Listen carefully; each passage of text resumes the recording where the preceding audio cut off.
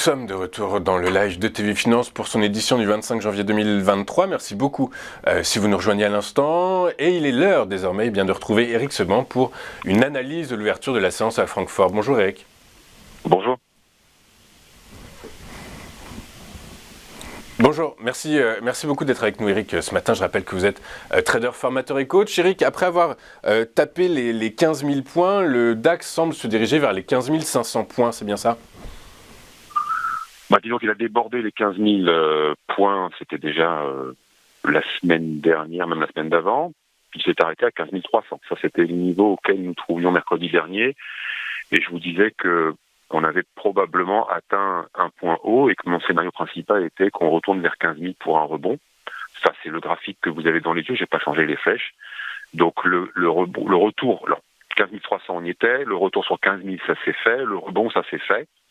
Et puis, la suite, il y a plusieurs scénarios possibles, mais disons que la suite logique sur le plan de Chartis, de la théorie de Chartis, ce serait qu'après ce top et cet appui, on revienne en double top sur 15 300, avec peut-être un débordement des 15 300, 15 360 cassés, c'est ça qui va donner le signal Chartis d'une impulsion haussière, d'une nouvelle extension haussière. Mais de mon point de vue, compte tenu du contexte, un double top sur 15 300, donc quand je dis 300, c'est 320, pourrait surtout donner un retour vers 15 000. Ce ping-pong entre 15 000 et 15 300, c'est mon scénario principal pour les prochains jours. À l'instant T, ce qui se passe, c'est que le DAX fait une pause depuis 3 séances. Alors, à l'ouverture, ce matin, on est à peu près dans les mêmes niveaux qu'hier, dans une zone qui est comprise entre 15 110 et 180. C'est assez étroit, mais c'est cette zone dans laquelle on n'arrive pas de laquelle on n'arrive pas à s'extraire pour le moment, et donc on accumule. Donc cette accumulation, elle prépare le DAX à deux choses. La première, si elle se prolonge, bien sûr, parce qu'elle commence vu cette accumulation, mais si elle se prolonge quelques jours encore, là on va avoir deux possibilités, soit une nouvelle extension haussière, donc comme je le disais à l'instant, en dépassant 15 650, donc une sortie par le haut, ou alors, tout doucement, le DAX va mettre en place un signal de vente qui restera à déclencher. Alors, il se déclenchera, il ne déclenchera pas. S'il se déclenche, le relais, comme je vous l'avais dit déjà la semaine dernière, je ne pense pas qu'on poussera plus bas que 14 700, parce que 14 700, c'est un niveau à partir duquel les vendeurs à découvert qui avaient vendu dans cette zone pourront se racheter, auront une porte de sortie, parce que pour l'instant, ils sont à l'envers. Donc, un vendeur qui sort de position, c'est quelqu'un qui va être ordre d'achat pour fermer sa position, et les ordres d'achat vont bien évidemment freiner la baisse. Donc ça, c'est la grande image si on sort par le bas ou bien si on va par le haut. Pour l'instant, en tout cas, on accumule. Le flux haussier marque le pas. On n'a toujours pas d'indication forte du côté de la volatilité implicite sur les options. C'est stable. Ça veut dire aussi que depuis le début octobre, on est affiché une baisse qui doit être autour de 29-30%.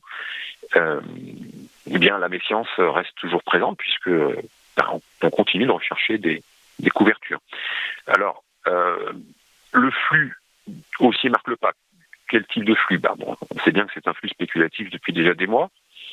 On a principalement des vendeurs d'options call, des options de hausse, qui eux sont contraints d'acheter les sous-jacents pour se défendre, parce que ça monte, ça fait pas leurs affaires, donc il faut qu'ils se protègent, ils achètent les sous-jacents.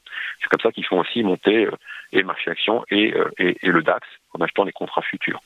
Là, pour l'instant, avec cette stabilisation, ils ont un moment de répit. Si ça repart à la hausse après la zone d'accumulation actuelle, les pressions techniques vont reprendre le chemin de la hausse pour ceux qui jouaient la baisse. Ils vont avoir à nouveau ces contraintes d'agir pour se protéger. La pression va se renforcer encore d'un cran. Et donc tout ça, ça peut en effet amener un relais haussier. Un relais haussier modeste, mais un relais haussier quand même. C'est-à-dire, on aura sans doute avec peu de volume, ce qu'on a déjà eu précédemment, les jours et les semaines précédentes, à savoir une hausse conduite par des achats de contraintes, avec peu de vendeurs en face et puis peu de volume. Donc ça, c'est le scénario si ça monte d'un cran, donc si on passe au-dessus de 15 360, et à partir de là, on réenclenche une pression technique des pressions techniques sur tous ceux qui jouaient la baisse depuis le départ de ce et pendant tout le mouvement de hausse qu'on a depuis octobre. Si jamais on déclenche un signal de vente, on repasse sous 15 000. Alors les pressions techniques elles vont changer de camp. On va avoir un allègement de la pression pour ceux qui étaient baissiers, et puis on va commencer à avoir une pression qui va se faire sur ceux qui étaient haussiers et qui n'étaient pas protégés. Donc on a tous les ingrédients pour le moment. Alors voilà, c'est 50-50 pour le moment. Alors avec une petite, probabilité supérieure de monter que de celle de baisser, compte tenu de la situation de chartiste. Le contexte n'a pas changé, non. Il ne nous donne pas d'informations particulières. Mais en gros, c'est simple. Pression technique sur les vendeurs à découvert depuis maintenant plusieurs semaines. Si on monte d'un cran, elles augmentent. Si on descend, elles se relâchent et elles se mettent sur les haussiers qui sont en position depuis plusieurs jours, plusieurs semaines. Mais mon scénario principal pour le moment, parce que justement sur le plan contextuel, il n'y a rien qui a changé, c'est plutôt que le DAX va continuer à accumuler et jouer le ping-pong entre 15 000 et 15 300. Voilà, ça c'est pour les prochains jours ce que j'anticipe. Après on verra ce qui va se passer, mais c'est essentiellement dans le contexte et compte tenu des forces à la manœuvre que j'entrevois de plus probable.